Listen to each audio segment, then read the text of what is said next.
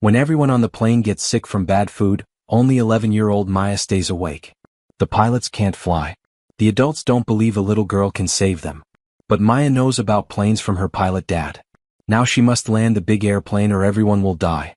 Before watching full story, comment below from where you watching. Also like and subscribe for more stories. 11-year-old Maya Chin sat alone in the airport waiting area, a bright yellow, unaccompanied minor badge pinned to her small backpack. She was tiny for her age, with curious dark eyes hidden behind wire-rimmed glasses. While other kids her age might be playing games on their tablets, Maya was studying flight simulator controls and reviewing aircraft procedures on her screen. Sarah, a cheerful flight attendant in her 30s, approached with a clipboard and a warm smile. "Maya? I'm Sarah and I'll be taking care of you today. Are you excited to see your grandparents in Seattle?" Maya looked up from her tablet, adjusting her glasses. "Yes, ma'am." "Is this a Boeing 737-800? The engines sound like CFM56s from here."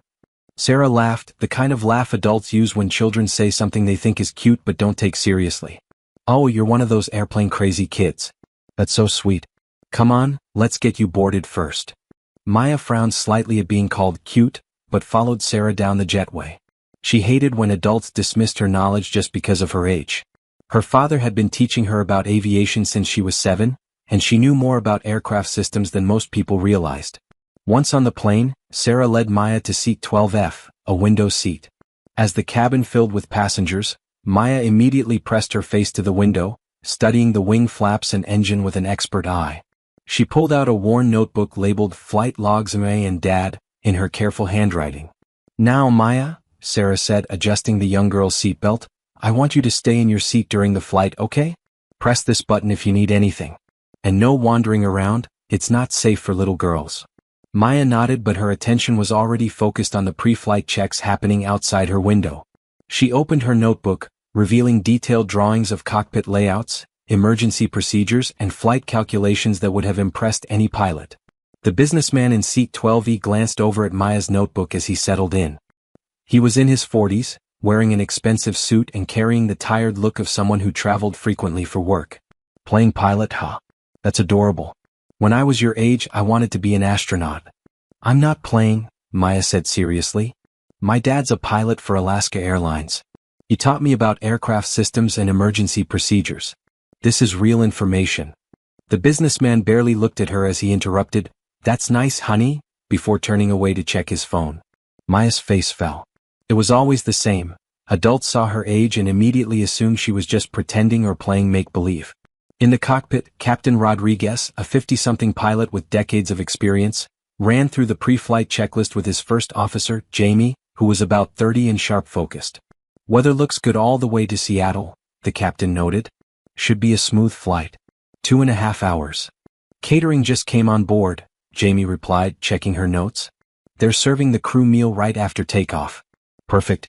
I'm starving," Captain Rodriguez said, looking forward to the break that would come once they reached cruising altitude. As the plane taxied to the runway, Maya pressed her face to the window and whispered to herself, following along with the takeoff procedure she had memorized from countless hours with her father. V1, rotate speed, positive rate, gear up. The Boeing 737 lifted off smoothly, and Maya felt the familiar thrill of flight. But she noticed the businessman staring at her strangely. "Do you actually understand what you're saying?" he asked with obvious skepticism. "Dad taught me," Maya explained patiently. "The pilots pull back on the yoke at VR speed, that's rotation speed. Then when they have positive rate of climb, they retract the landing gear to reduce drag and improve performance." The businessman looked even more skeptical. "Right. Sure they do." He put on his noise-canceling headphones, effectively dismissing her. Maya felt the familiar sting of being ignored by adults who couldn't believe a child might know something they didn't. 30 minutes into the flight, the plane was cruising smoothly at 36,000 feet. Maya had pulled out approach plates for Seattle-Tacoma International Airport from her notebook and was studying the complex diagrams when Sarah appeared with a juice box and cookies. "How are you doing, sweetie? Want some snacks?" Sarah asked cheerfully. Maya looked up from her charts. "Sarah, do you know what the missed approach procedure is for Seattle-Tacoma runway 16L? Sarah laughed again, that same dismissive adult laugh. "Oh honey, you don't need to worry about big grown-up pilot stuff like that. That's for the captains to handle. You just enjoy your flight and let the adults take care of everything. Maya's jaw tightened with frustration. But I do know about these procedures. My dad taught me because he said knowledge could save lives someday. Why don't you play some games on your tablet instead? Sarah suggested, already walking away to attend to other passengers. Maya looked around the cabin with growing irritation. Adults were reading newspapers, sleeping, working on laptops, chatting about business deals and vacation plans. None of them took her seriously. They saw her as just another child who needed to be managed and entertained, not someone who might actually possess valuable knowledge. In the cockpit, Captain Rodriguez and First Officer Jamie were enjoying their crew meals, the same food that had been served to the passengers in first class. This chicken tastes a little off, Jamie mentioned, taking another bite. Yeah, airline catering, Captain Rodriguez replied with a shrug. What can you do? At least it's hot. They continued eating, neither realizing they were consuming food that had been improperly stored and was already contaminated with dangerous bacteria. 45 minutes into the flight, Maya noticed something that made her uneasy. The plane had been flying straight and level for too long. There should have been small course corrections or altitude changes by now. She checked her watch against the flight plan she had memorized and felt a knot forming in her stomach. Suddenly, a passenger in first class, an older man in his 60s named Mr. Peterson, stumbled into the aisle, clutching his stomach and looking pale. I don't feel well, he gasped before collapsing onto the carpet. Other passengers gasped and pointed.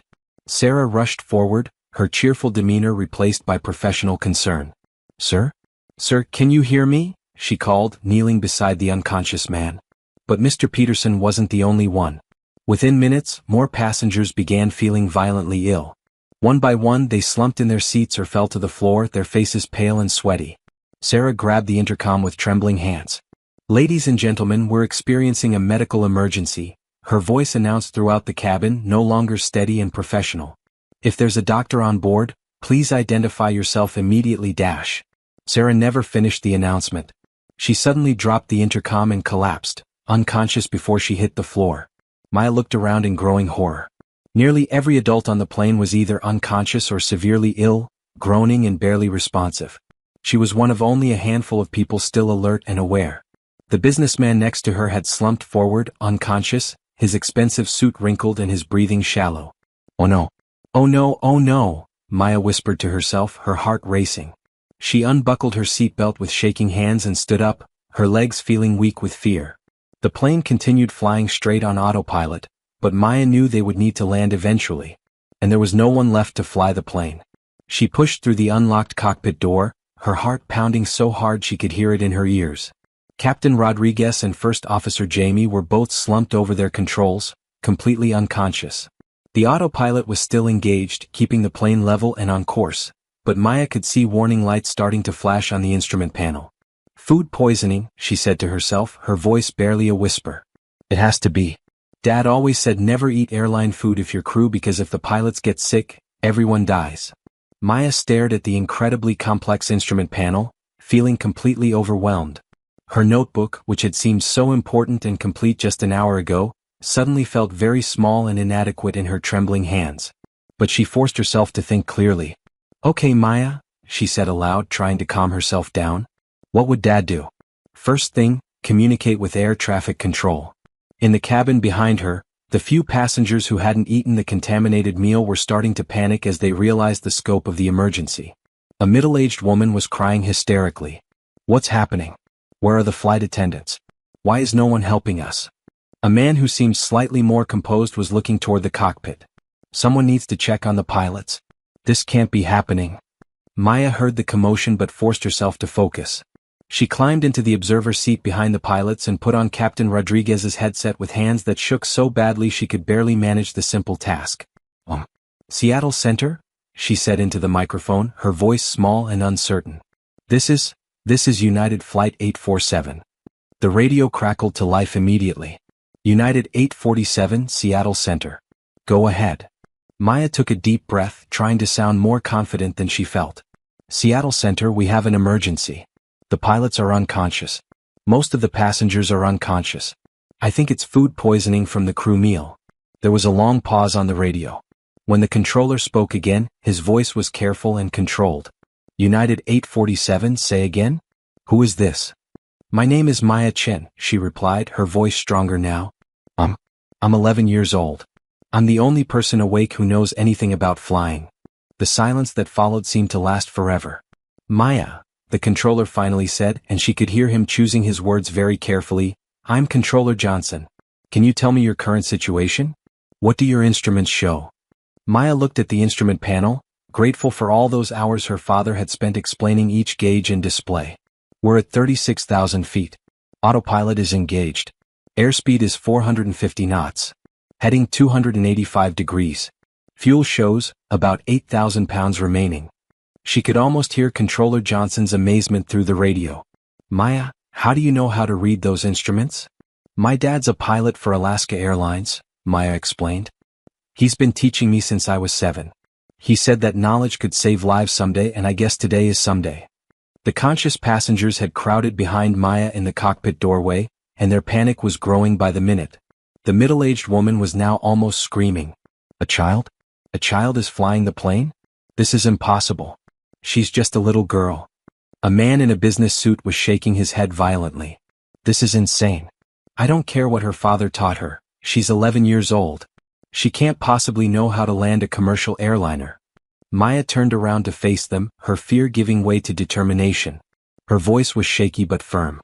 I know more about flying than anyone else who's awake right now. Do any of you know what V-speeds are?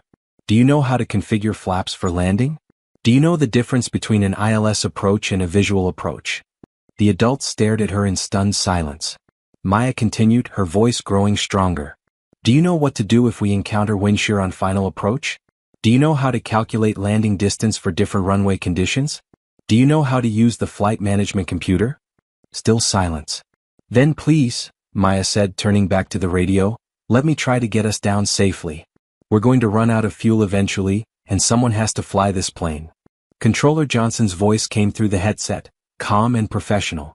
Maya, you're doing great. I'm going to help you through this. First, I need you to tell me, are you familiar with the autopilot system? Yes, sir, Maya replied, consulting her notebook. Dad taught me about the autopilot. We're currently in LNAV and VNAV mode, following the flight plan. But we'll need to disconnect it eventually to land. That's exactly right, Johnson said, and Maya could hear the relief in his voice. Maya, I'm going to get our best approach controller to help you, and we're also getting a 737 instructor pilot on the radio. They'll walk you through everything step by step. Over the next hour, Maya found herself thrust into the most intense learning experience of her life. The approach controller, a woman named Linda Carson, had a calm, reassuring voice that helped Maya focus. The instructor pilot, Captain Mike Stevens, was patient and methodical as he guided her through procedures she had only read about in her father's training manuals. Maya, we're going to bring you into Seattle-Tacoma, Captain Stevens explained. It's a big airport with long runways, which gives us the best chance for a safe landing. But first we need to descend and slow down. Are you ready to start working with the autopilot controls? Maya's hands were sweating as she gripped the notebook. I think so. Dad always said the most important thing is to not rush and to double-check everything. Your dad sounds like a smart pilot, Captain Stevens said warmly. Now, I want you to look at the autopilot panel. You should see buttons labeled Alt, VS, and SPD. Can you find those? Maya scanned the panel. Yes, I see them. Perfect. Now we're going to start our descent. I want you to turn the altitude selector knob to 10,000 feet. Turn it slowly, don't rush. Maya's small hands turned the knob carefully, watching as the digital display changed. Okay, it's set to 10,000 feet. Excellent. Now push the VS button, that's vertical speed. The autopilot will start taking us down. Maya felt the plane begin to descend, and her stomach lurched with both the motion and her fear. Behind her, the conscious passengers watched in terrified fascination as this tiny girl operated controls they had never even noticed during their many flights. Maya, you're doing beautifully, Linda Carson's voice came through the headset. We're going to clear all other traffic out of your way. You're going to have the entire airport to yourself. As they descended through 20,000 feet, Maya had to overcome new challenges. The air traffic control instructions were complex, and she had to operate systems she had only read about. When Captain Stevens told her to extend the speed brakes to help slow down, she had to search the cockpit for the right control. Dad always said the speed brake handle looks like a house with a roof, she muttered to herself, finally finding the lever and pulling it up. She felt the plane slow down immediately. Perfect, Maya, Captain Stevens said. Now we need to talk about configuring the plane for landing. This is going to be the hard part. Maya's notebook was now spread across the observer seat, along with several approach plates she had found in the flight bag. Her father had always told her that preparation and knowledge were a pilot's best tools, and she was using every bit of information she had learned. Captain Stevens, I know I need to extend flaps and landing gear, but I'm scared I'll do it wrong, Maya admitted, her voice small. Maya, listen to me, Captain Stevens said, his voice warm and encouraging. Your father trained you well. You've gotten us this far safely. Trust your knowledge and trust yourself. We're all here to help you. The conscious passengers had grown quiet, realizing that their lives truly were in the hands of this remarkable 11-year-old girl. The businessman who had dismissed her earlier was now watching with amazement as Maya professionally communicated with air traffic control and operated complex aircraft systems. As they approached 5,000 feet, Maya began the landing configuration sequence. Flaps 5, she announced, moving the flap lever to the first position. The plane's nose pitched slightly as the wing configuration changed. Beautiful, Maya, Captain Stevens said. How does she feel? Maya realized she was actually feeling the aircraft through the controls, just like her father had taught her. She feels stable. A little nose heavy, but stable. Perfect. Now let's get the landing gear down. The gear lever should be a big handle with a wheel symbol on it. Maya found the gear lever and moved it to the down position. The plane shuddered slightly as the heavy landing gear extended, and she heard the reassuring thunk of the gear locking into place. 3 green lights, she announced, seeing the gear position indicators. Landing gear is down and locked.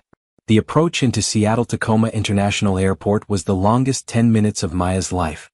Captain Stevens talked her through each step of the process, from intercepting the instrument landing system to managing airspeed and descent rate. Maya's small hands could barely reach some of the controls, and she had to stand up in the seat to see over the instrument panel clearly. Maya, you're lined up perfectly with runway 16L, Linda Carson announced. You're doing an incredible job. But Maya was struggling with the final approach. The aircraft felt different at landing configuration, heavier and more sluggish than the flight simulators she was used to.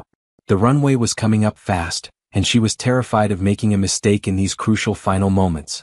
Captain Stevens, I don't think I can do this, she said, her voice breaking.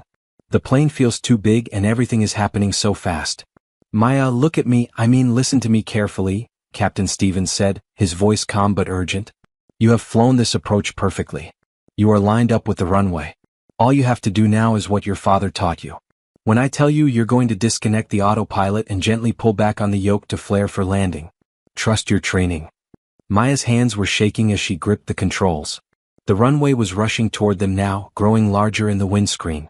Autopilot disconnect, she said, pushing the red button on the yoke. Suddenly, she was hand-flying a 737. Now Maya, gently pull back, Captain Stevens coached. Just like your dad taught you. Ease the nose up and let her settle onto the runway. Maya pulled back on the yoke, feeling the massive aircraft respond to her input. For a moment that seemed to last forever, they floated just above the runway. Then, with a firm thud that shook the entire plane, they touched down. Reverse thrust. Captain Stevens shouted. Pull the reverse thrust levers up. Maya found the reverse thrust levers and pulled them into position. The engines roared as they helped slow the aircraft. She pressed gently on the brake pedals, just as her father had taught her, feeling the plane decelerate. We're down. We're down.